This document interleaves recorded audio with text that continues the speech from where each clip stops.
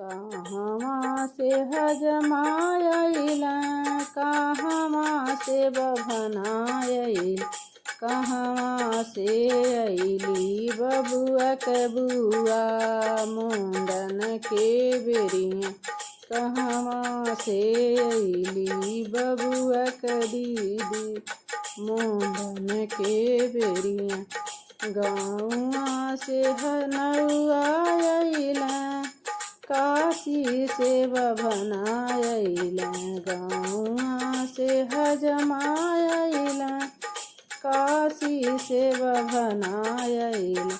ससुरा से अइली बबुआ के बुआ मुंडन के बेरिया, ससुरा से अइली बबुआ के दीदी मुंडन के बेरिया।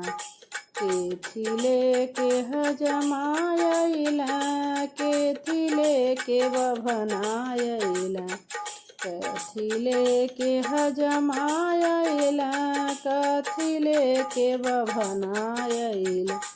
केथी लेके अइली बबुआ के बुआ मुंडन के बेरिया, केथी लेके अइली बबुआ के फुआ मुंडन के बेरिया। छुरी लेके हजमायला, पोथी लेके बभनायला, छुरी लेके हजमायला, पोथी लेके बभनायला।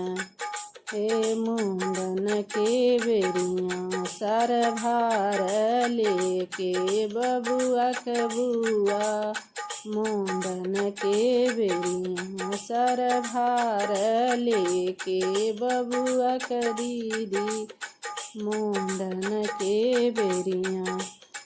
कथी लेके हजमारुसला, कथी लेके बभनारुसला, कथी लेके रुसली बबुआ के दीदी मुंडन के बेरिया, कथी लेके रुसली बबुआ के फुआ मुंडन के बेरिया। धोती लेके हजमारुसला, दक्षिणा लेके बभनारुसला, धोती ले हजमारुसला, दक्षिणा ले बभनारुसला।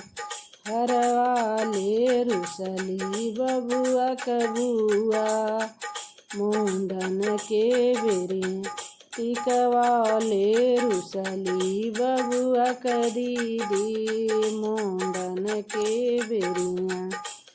कहवा से हजमायला, कहवा से बभना हे मुंडन के बेरिया, कहवा से अइली बबुआ के फुआ मुंडन के बेरिया, कहवा से अइली बबुआ के फुआ मुंडन के बेरिया।